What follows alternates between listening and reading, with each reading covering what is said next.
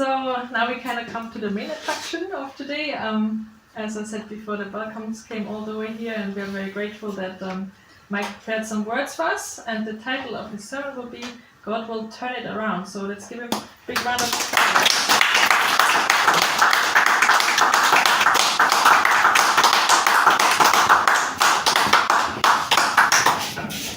Chris, is it possible to move the camera so that it's in the same angle as everyone I'm talking to? Because otherwise it's going to look very strange. Well, good morning, everybody. Good morning. Let's give Dale a round of applause. I mean, he already gave a great testimony and a great sermon, actually. There's nothing left to say.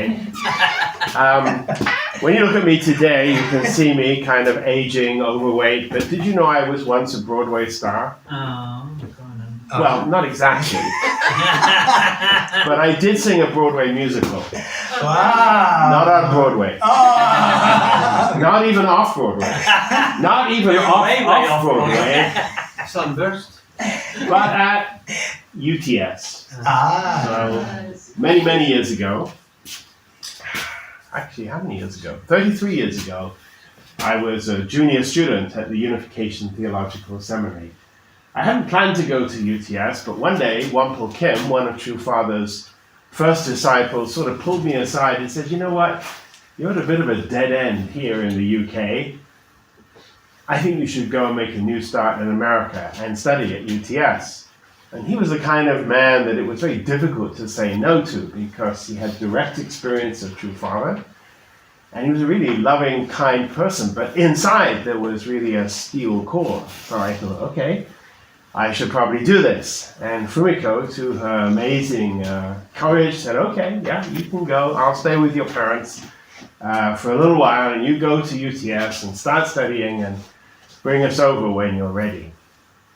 So 6 months into the program, it came time for graduation.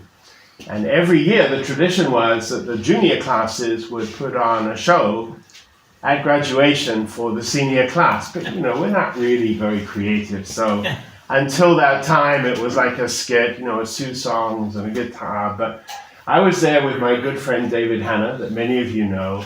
And we came up with the idea, why don't we do a real musical to entertain the seminarians?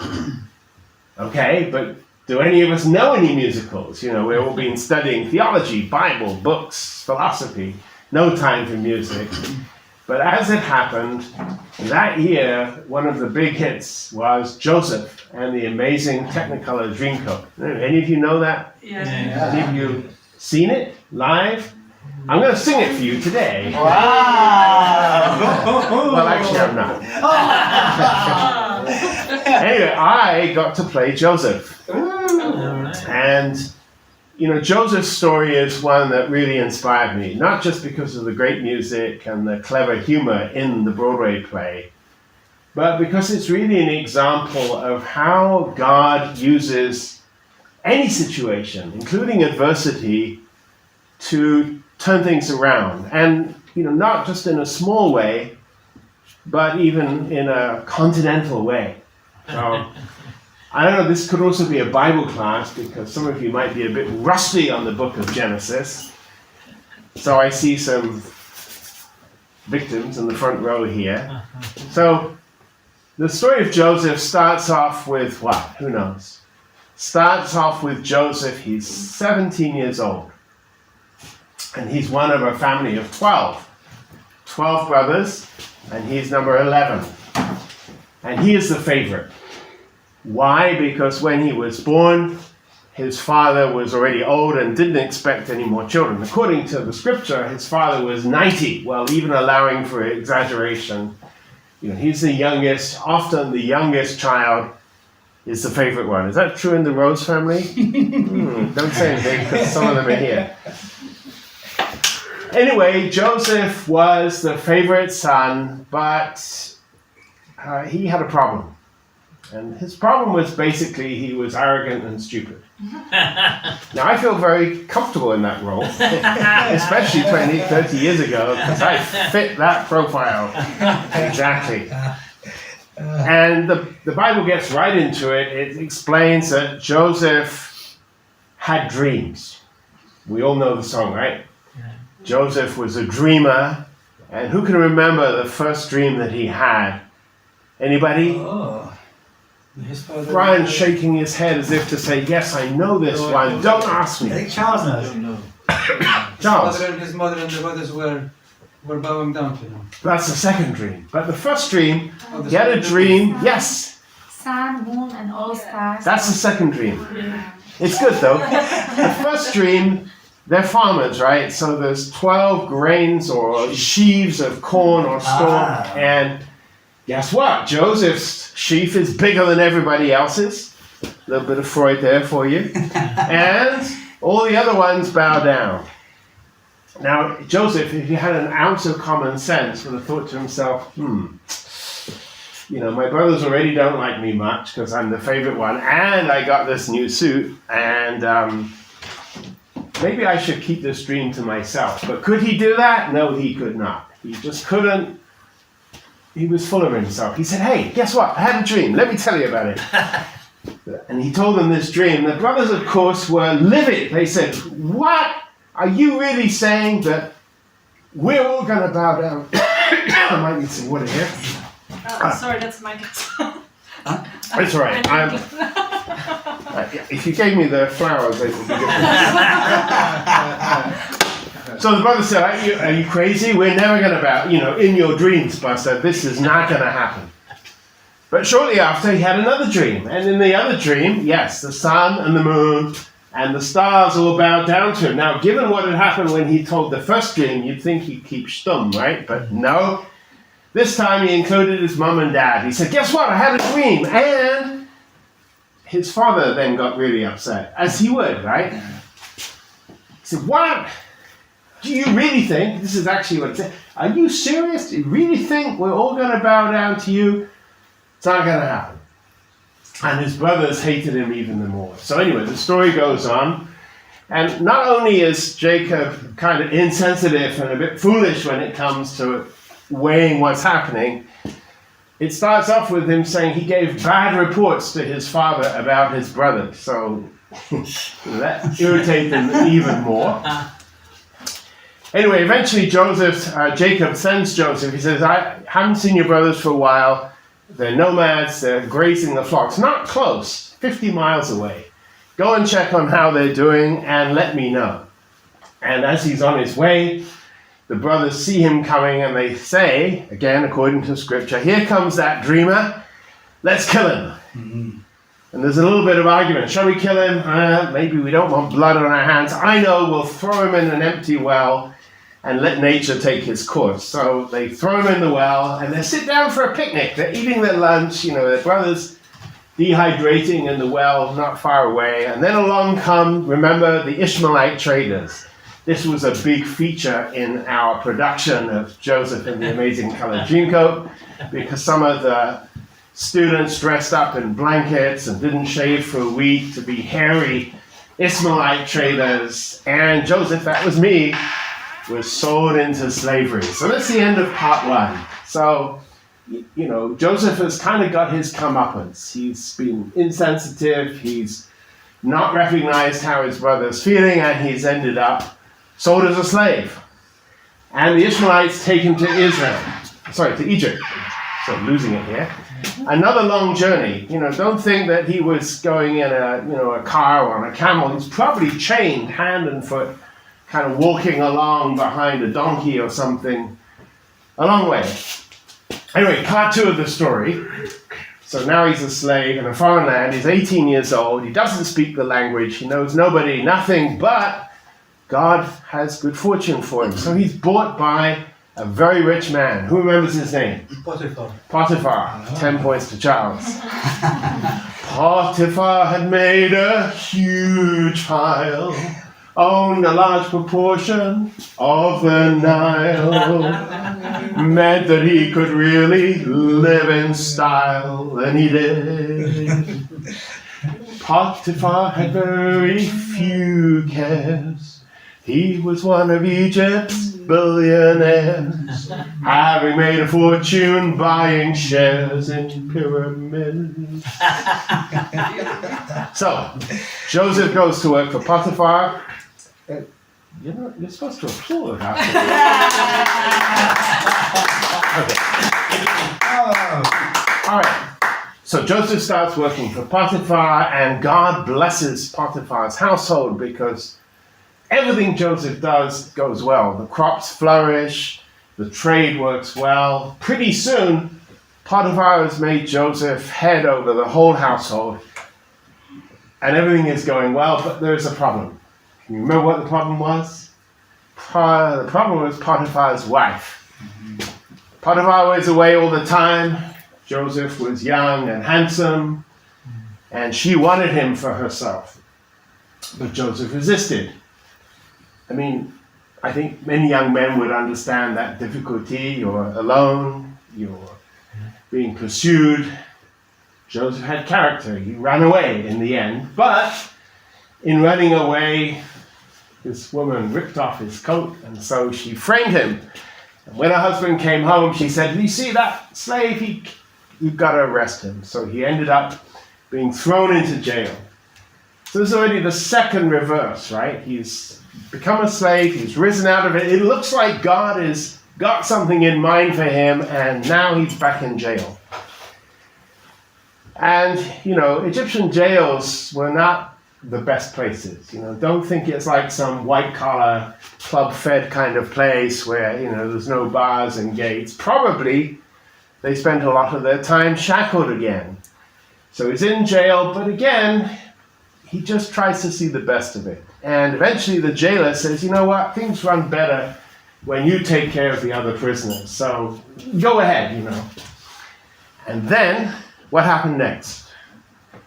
Who remembers the story? The butler and the baker went into the prison. Yeah, the butler and the the baker and the cupbearer. So, kind of bit background here.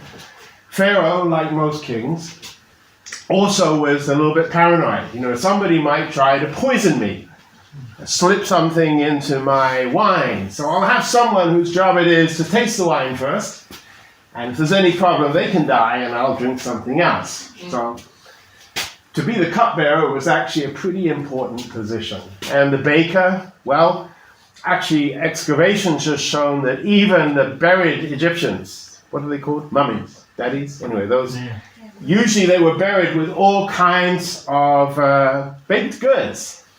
So, because they believed in some kind of reincarnation, so you die, you wake up, you're hungry, right? You want to see some bread and your favorite snacks there. So again, to be a baker is pretty important. Anyway, somehow they offended the Pharaoh. Most scholars think maybe there was some kind of plot, and they ended up thrown in jail. And Joseph's job was to take care of them, because they were kind of VIP prisoners. And one day he noticed that they were kind of despondent, kind of down in the dumps. What do you think? Wouldn't they be everyday despondent? I mean, they were in a high position, now they're in jail, looks like they're not getting out. But anyway, they were kind of extra despondent, like I am when I haven't had my morning coffee. And Joseph said, "Hey, what's up, guys? You don't look good." I said, "Oh, we couldn't sleep last night. We had dreams." So Joseph now had moved on from having dreams himself to interpreting other people's dreams. And the first dream was the cupbearer's dream. And he said, "Yeah, I had a dream. There was a vine, and it suddenly burst into bloom, and then the flowers immediately turned to grapes, and I grabbed some, and I squeezed them, and I put them in a cup, and I gave it to Pharaoh." What does it mean? Actually, sorry? The 3 days. Yes, Charles is a Bible scholar here. He knows the stuff. So Joseph said, "Yeah, good. This is a great dream. The 3 branches are 3 days. In 3 days, you're going to be out of here, and you're going to be restored to your original position. You're going to be serving Pharaoh again. And when you do, put in a good word for me, okay? Because, I don't deserve to be here." Anyway, and then the baker, of course, having heard that great dream, said, "Oh, yeah, tell me about my dream. I had a dream that, there were 3, I had a dream. I had loaves of bread, and then 3 layers of bread. Yeah, 3 layers of bread, and the birds came and ate it. And what does that mean?" And Joseph said, "Well, actually, that means that Pharaoh is going to decapitate you and feed your body to the birds in 3 days." Okay? You know, sometimes I feel myself, I'm expecting dream A and I get dream B. So Baker was not so happy. Anyway, it happened, right? It happened, but the cupbearer forgot all about Joseph. And it says 2 more years went by. So you can imagine that, you know, how would you feel? You just thought, I might get out of here. You know, there's someone who can put in a good word for me, and then you don't hear anything. Not just one day, 1 week, and eventually it dawns on you. You've been forgotten. I think this might have been the rock bottom time in Joseph's life. But he still tried to keep a good attitude, and eventually, Pharaoh had a dream. In the show of Joseph and the Amazing Technicolor Dreamcoat, Pharaoh is Elvis Presley. So anyway, Pharaoh has a dream. Remember the dream? The cows. The cows and the wheat. And the wheat. We might as well let Charles get this. So the first dream, there are 7 fat cows. And the 7 fat cows are grazing along, and 7 skinny, miserable, ugly cows come along and eat the fat cows. That's already pretty disturbing, and Pharaoh wakes up, and whew. Then he has the second dream, a bit kind of more strange, you know, 7 stalks of corn, good, healthy corn. I don't even know what corn looks like, but... And they're eaten up by 7 things, and Pharaoh calls his magicians and his wizards and his dream interpreters, and he goes online to check what does this dream mean, ChatGPT. But no answer. And then the cupbearer says, oh yeah, I remember now. I know a bloke in jail. Handy in dreams. And so Joseph is brought out of jail. He gets a shave. Because for Egyptians, clean shaven is the way to go. And he gets new clothes. And he comes before Pharaoh. And he explains the dream, basically. Actually, he starts off by saying, actually, Pharaoh, I can't do it, but God will tell you the dream. And so he explains, the dream is, there's going to be, 7 years of plenty. There'll be so much food, you don't know what to do with it. And after that, 7 years of famine. And Egypt will be starving. Everyone will forget the good years. And the country will be destroyed. So what you need to do is find somebody to manage the situation. Not mentioning any names, but it needs to be somebody who can manage the grain and collect a 1/5 tax from all the country, store up, and actually be good if they could interpret dreams as well. And anyway, Pharaoh decides, okay, Joseph, you got the job. I'm going to make you my number 2. I'm going to put you in my chariot. He gave him a wife. And Pharaoh sings, I was wise to have chosen you. No. Joseph, we are the perfect team. I don't do Elvis very well. Oh, buddies, that's you and me. I was wise to have chosen you. And you will be wise to agree. Yeah. So, this is like, so that's part 3, right? So Joseph is lifted up, and for the next 14 years, the next 7 years, he's busy building the grain houses, collecting the food. It says that in the end they had so much food they didn't even keep records. And that's pretty impressive if you know your ancient Egypt, because they kept records of everything. And then came the famine years, and we come now to the final part of the story, where the famine spreads beyond Egypt, and finally, Joseph's brothers, who he hasn't seen for years, are starving, and it's kind of funny. His father says to them, why are you just looking at each other, doing nothing, you know? There's food in Egypt, go down and buy some. Yeah. So long story short, they go down to Egypt, they buy food, they go back, Joseph tricks them. He doesn't reveal who he is. He knows, they don't know. And then they come again, and this time they have his younger brother, Benjamin. And Joseph is still trying to test, are these guys really repented, or are they just hungry and they want food? So it's, I don't want to digress too much, but in the end, there's a beautiful reconciliation. And then Jacob dies, and then the brothers are beset with doubt. They think, he was probably nice to us because our dad was alive, and But now Dad's gone, it's going to be payback time. And then we hear these words from Joseph. No, don't worry. You wanted to harm me. You did harm me. But God had another plan. God wanted to use it for good. Not just good for you, not just good for me, but actually good for a whole continent. Because by their preparation, Joseph could save Egypt, Israel, and all the neighboring nations. What would have happened if God had chosen Joseph as 17? I think it would have been a disaster, because that Joseph was arrogant, was selfish, insensitive. If that kind of Joseph had gone out telling people, I want 20% of your food, famine is coming, listen to me, I know, I'm the number 2, I've got the dreams, probably people would not have listened to him, and the whole plan would have failed. So you could say that part of God's plan through this imprisonment was to mature Joseph so that he could actually be the hero that God needed him to be. And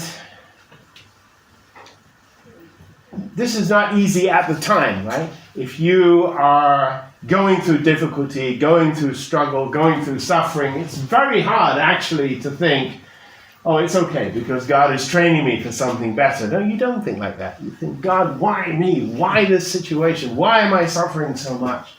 Haven't I done enough for you already? At least I feel that way. Yeah. But in the background, in this particular story of Joseph, God is changing his character so that when the day comes, Joseph can do amazing things. What about our movement today? Are we ready for greatness? Yes. Good. 1. Or is there a danger that if suddenly, by some miracle, which don't really happen, we had the power and we had the, influence, we might not be ready for it. We might actually be too proud of ourselves. We've been teaching you this all along. Is there something in our character that needs to be changed or refined in the fire so that we really can become the people that God wants? It's unfortunate, perhaps, that right now it's True Mother in prison and not us, but that's the reality. So, by the way, this is, of course, not the only story of someone who goes to prison and is tested and molded and then later used by God. St. Paul said in his letter to the Philippians, brothers and sisters, don't worry about me. Actually, this imprisonment is working out well. Everybody in the prison knows who I am. The jailers know, the governors know. Word is even reaching Rome. So you look at it from a small perspective, oh God, this is terrible, our boss is in jail, but actually, God is working. I remember the day that Nelson Mandela walked out of jail from Robben Island. I guess it's 30 years ago now, right?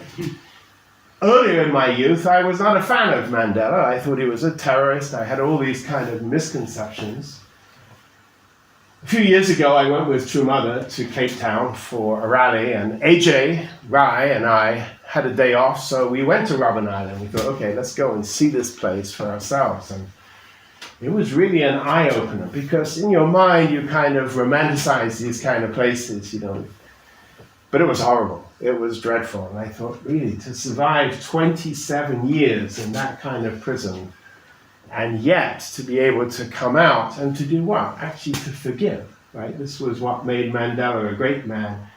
He didn't pursue revenge. He didn't pursue payback. He was ready to forgive, and he wanted everyone else to do the same. Hence the famous Truth and Reconciliation Commissions. And think about our True Father. I've been thinking about him a lot lately. When he went into Danbury prison, I was a young member then, and we thought it's inconceivable that Father, the Messiah, would go to prison, but it happened. And when it happened, in 1984, I was here in the UK. We didn't know much about it. We didn't have much information. There was a lot of rumor. But as you know, when Father came out, something really had changed. particularly with his relationship with Christian pastors. After Father had been in jail about 3 months, somebody suggested to Father, one of the Christian ministers, you know what? You're missing an opportunity here, Reverend. It was that kind of real God-sent message. He said, you know, many people have written amazing letters from jail. And he read to Father Martin Luther King Jr.'s letter from the Birmingham, that's how they say it in America, the Birmingham jail. It's only 6 pages. So, you know, I know there's a lot of young people who don't even know who was Martin Luther King. He was a great civil rights leader. And when he began, he found it very difficult to get the support of white Christians. The black Christians rallied around quickly and others, but white Christians stood off. And eventually he was arrested and he was criticized in prison by many white Christians. They said, you deserve this. You know, you're going about things the wrong way. You should be obeying the law. You should be humble before the authorities. You know, you brought this upon yourself. And King wrote just a 6-page letter saying, I disagree. He said, I disagree. I agree with St. Augustine. A law that is unjust is no law at all. There are 2 types of laws. There are laws that are in line with God's law, the moral law of the universe, and there are human laws that stand outside of that. And we have a moral duty to follow those laws which are in line with the law of God. But we also have a moral duty to stand up against immoral laws that don't fall within the protection of God. It's a brilliant letter. I give it to you homework to read it. So one by one, he said, yeah, actually, normally I agree with you. I'd like to obey the law. I'd like to be at home with my family. I'd like to simply preach the scriptures. But in this case, with the laws of segregation, and I can't do that because these laws are against the natural law of God. Anyway, long story again. So this pastor told Father, why don't you write your own letter from Danbury jail? And what came out was a book called God's Will in the World, just about 14 of the best of Father's speeches, really different topics, well translated, really powerful. And these books were sent to many, many pastors. And when Father came out of prison, there were 1,800 pastors waiting to greet him in Washington. And Father gave a speech, not on how great he was or how glad he was for the support. He chose as his topic the will of God. And in that speech, he said, you know, behind all this difficulty, imprisonment, and everything else, I felt the will of God was there to move things more quickly. And I can testify to you today that as True Mother sits in prison on her 21st day of captivity, this is what's in her mind, that this must be the will of God. Mother is not afraid. She's not despondent from what I hear. Her health is not great, but her spirit is undefeated because she feels, look, the way things were going was too slow. You know, we've done many events. We've had the opening of the Changwon Palace. But in terms of real progress, it's too slow. And I'm getting old. You know, I'm old. I'm 83. How many years do I have? At this rate, I'm not going to reach this goal of reaching 1/3 of the people or blessing thousands, millions of people. Something drastic needs to happen.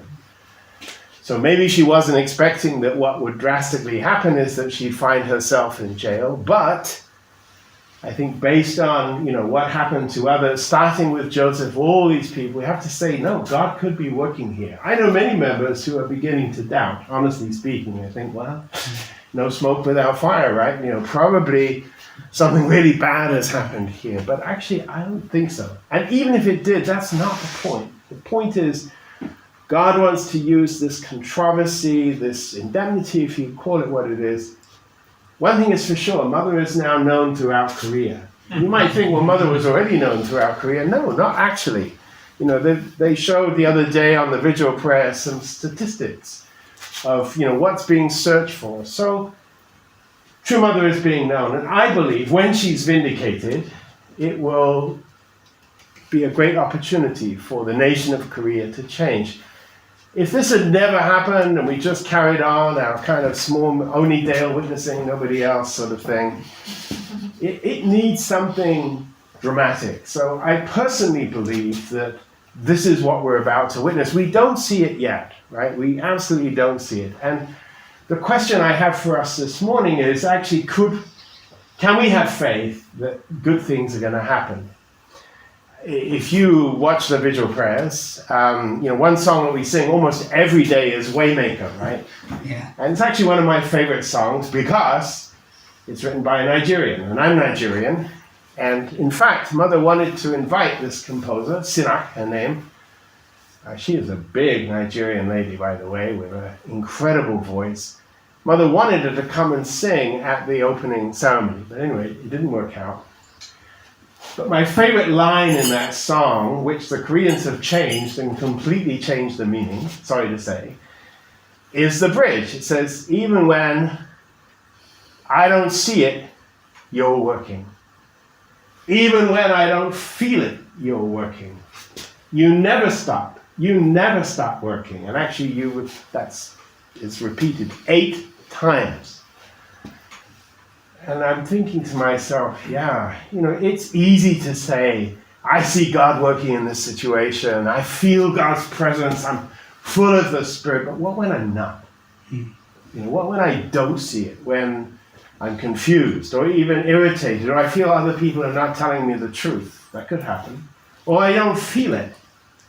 In that moment, do I have the courage to say, yes, but still, I know God is working. I can't see it, I can't feel it, but I have confidence that it's going to happen. I think this is a test for all of us.